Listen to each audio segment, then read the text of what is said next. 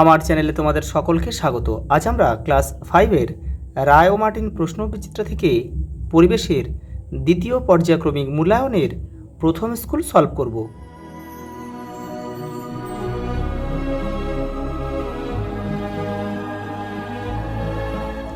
দেখো প্রথম প্রশ্ন, দেখো সঠিক উত্তরটি নির্বাচন করো। একশৃঙ্গ গন্ডার দেখা যায় জলদাপাড়ায়। রেল ইঞ্জিন তৈরির কারখানা আছে চিত্তরঞ্জনে, পশ্চিম বর্ধমান জেলায় অবস্থিত এটা। অর্কিডের জন্য বিখ্যাত শহর হচ্ছে কালিম্পং। ঝিনুক দিয়ে মূর্তি গড়ে হচ্ছে দীঘায়। প্লেগ রোগীদের সেবা করেছেন ভগিনী নিবেদিতা। অপশান ঘ আমাদের সঠিক উত্তর। পরটা দেখো, শূন্যস্থান পূরণ করো যে কোনো পাঁচটি। দেখো গঙ্গা হলো ড্যাশ নদী, এখানে আমাদের লিখতে হবে নিত্যবহ নদী। নিত্যবহ নদী কাকে বলে? যে নদীতে সারা বছর জল থাকে তাই কিন্তু নিত্যবহ নদী বলে। দেখো দ্বারকেশ্বরের দক্ষিণে কোন নদী গিয়েছে? এটা হবে শিলাবতী।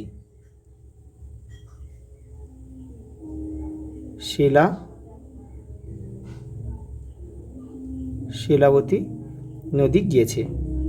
পরে দেখো কুলিক পাখিরালয় কোথায় অবস্থিত? রায়গঞ্জে।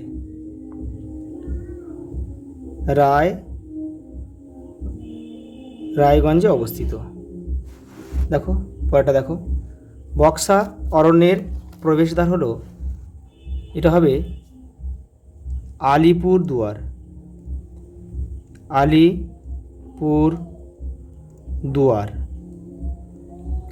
পরেরটা দেখো, অযোধ্যা পাহাড় অবস্থিত পুরুলিয়া জেলায়।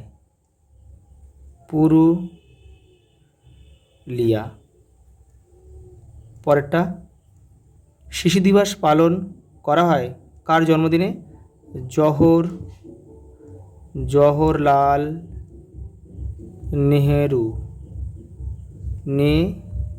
নেহেরুর জন্মদিনে। পরেরটা দেখো, একটা ছক দিয়েছে, দেখো এটা তোমরা কেউ তীর চিহ্ন দিয়ে করবে না। দেখো ম্যানগ্রোভ জাতীয় উদ্ভিদ হচ্ছে বাইন, তাহলে এখানে আমরা লিখব, এখানে 3.1 লিখব। শিউড়ি, দেখো শিউড়ি হচ্ছে মোরব্বা বিখ্যাত, তাহলে 3.2। রবীন্দ্রনাথ ঠাকুর শান্তিনিকেতন, তাহলে এখানে 3.3। দেখো রেশম কীট তুঁত গাছ 3.4, আর কীটনাশক হচ্ছে নিম পাতা 3.5।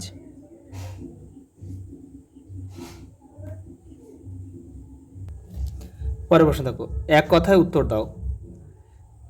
শালপাতার ব্যবহার লেখো। শালপাতা আমরা থালা, বাটি হিসাবে কিন্তু ব্যবহার করি। সুন্দরবন অঞ্চলের পশ্চিমবঙ্গ অংশে বসতিহীন দ্বীপের সংখ্যা কত? বসতিহীন দ্বীপের সংখ্যা হচ্ছে 48টি। এই দেখো পশ্চিমবঙ্গের অংশটায় 102টি দ্বীপ আছে, কিন্তু তার মধ্যে দেখো তার মধ্যে 48টায় ঘন বন রয়েছে, বসতি নেই। আর 54টায় মানুষ বেশ কিছু বন কেটে বসতি করছে, তাহলে 54টায় কিন্তু মানুষ বাস করে, আর 48টায় কিন্তু কোনো বসতি নেই। পরেরটা দেখো, আলিপুরদুয়ারের দুটি নদীর নাম লেখো। এখানে আমরা লিখি তোরসা, তারপরে রয়েছে জয়ন্তী, দুটি বলেছে, আমরা আরও কটি লিখে দিচ্ছি। দেখো জয়ন্তী, তারপরে আমরা রায়ডাক লিখতে পারি, রায়ডাক, কালজানি, এগুলো সব কিন্তু আলিপুরদুয়ারের মধ্যে দিয়ে বয়ে গেছে। পরের প্রশ্ন দেখো, সুন্দরবন অঞ্চলের দুটি নদীর নাম লেখো। বিদ্যাধরী, কালিন্দী,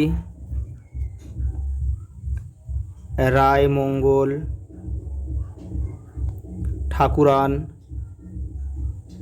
ঠাকুরান প্রভৃতি। পরেরটা দেখো, ডিরেজিওর পুরো নাম লেখো। দেখো এখানে লিখে দিচ্ছি, হেনরি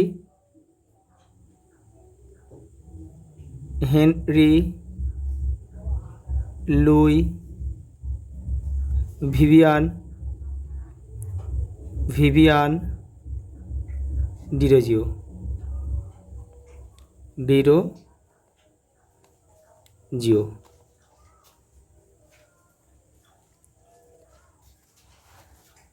পরেরটা দেখো, সিঙ্গালীলা পর্বতশ্রেণী কোথায় অবস্থিত?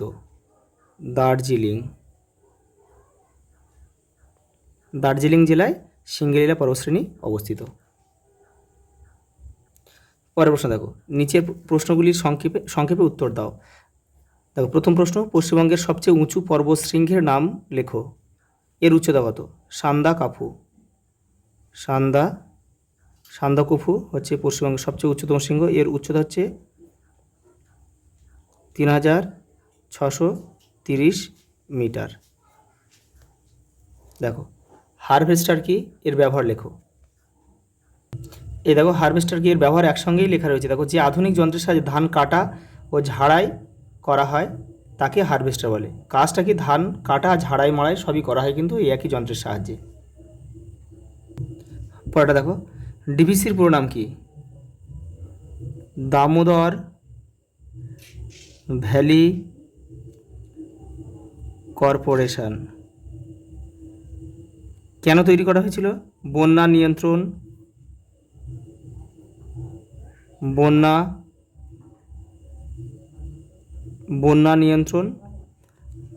বিদ্যুৎ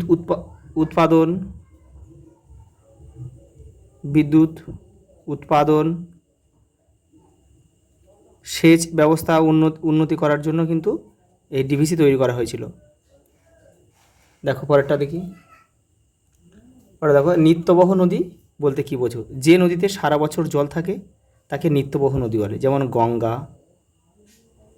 সিন্ধু, ব্রহ্মপুত্র। পরেরটা দেখো, গঙ্গা নদীর গতিপথ লেখো। তোমাদের বইয়ের 68 নম্বর পেজে কিন্তু এটা রয়েছে, দেখে নাও।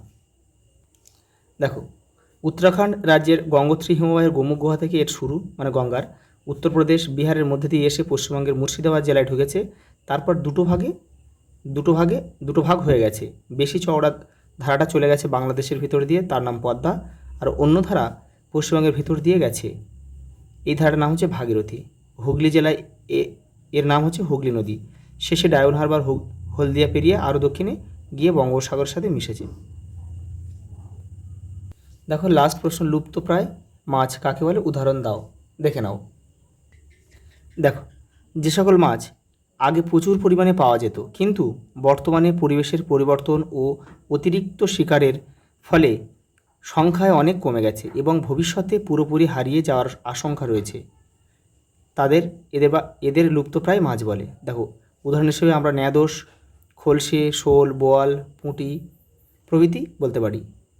আজ এই পর্যন্ত, দেখা হবে পরের ভিডিওতে।